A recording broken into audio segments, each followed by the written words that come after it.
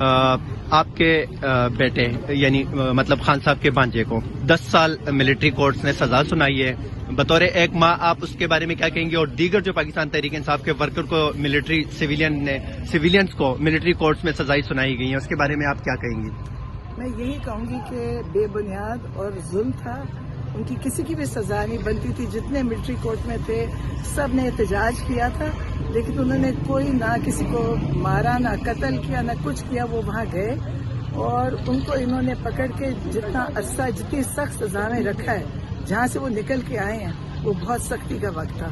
صرف ان کے لیے نہیں، ہمارے لیے بھی تھا، کیونکہ نہ آپ بات کر سکتے تھے، نہ مل سکتے تھے، نہ بیٹھ سکتے تھے۔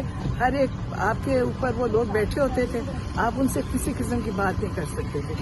اور ابھی جب میں گئی ہوں کوٹ لکھپت ملنے، تو آپ یقین کریں پہلی دفعہ وہ لوگ ہنس رہے تھے، سارے اتنے خوش تھے، کیونکہ انہوں نے ان کے ساتھ جو وہاں ان کا رویہ تھا وہ بھی بہت مطلب رویہ کیا خراب ان سے کروایا جا رہا تھا۔ جو ان کے اوپر بیٹھے تھے وہ کیمروں کے اندر بیٹھے تھے، بات کر نہیں سکتے، کوئی اپنے دل کی بات نہیں کر سکتا تھا۔ پہلی دفعہ تھا کہ سارے لوگ جیسے ابھی ان کو لگ رہا تھا کہ نجات مل گئی۔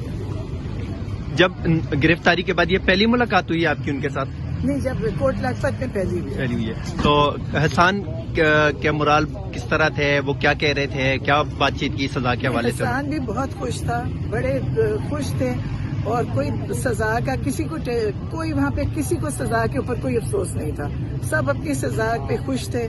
جن کو کم تھی وہ بھی کہتے تھے کہ ان کو لگ رہا تھا شاید ہمارا کوئی گریڈ چھوٹا آ گیا۔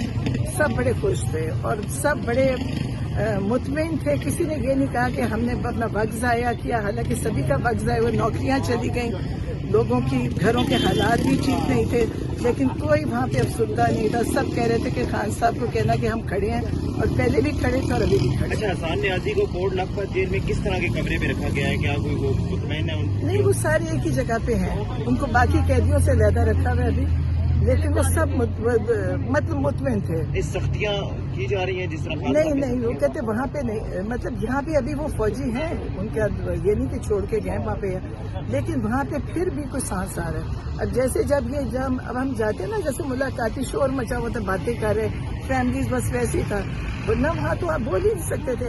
آپ ایک بات سے دوسری کرتے تھے تو وہ ٹوکتے تھے، کیمرہ لگا ہوا جی یہ بات نہیں کرنی، کوئی بات پتہ نہیں کرنی کیا تھی بات، لوگ پوچھتے تھے ہم کیا بات کریں، اور اگر آپ نے کوئی بات کر دی تو آپ کی ملاقات کینسل کر دی جاتی تھی۔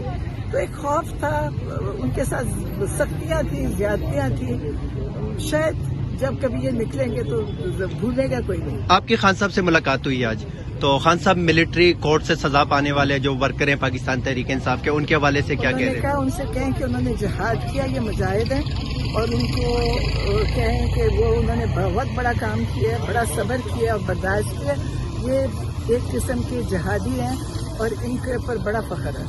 بہت شکریہ۔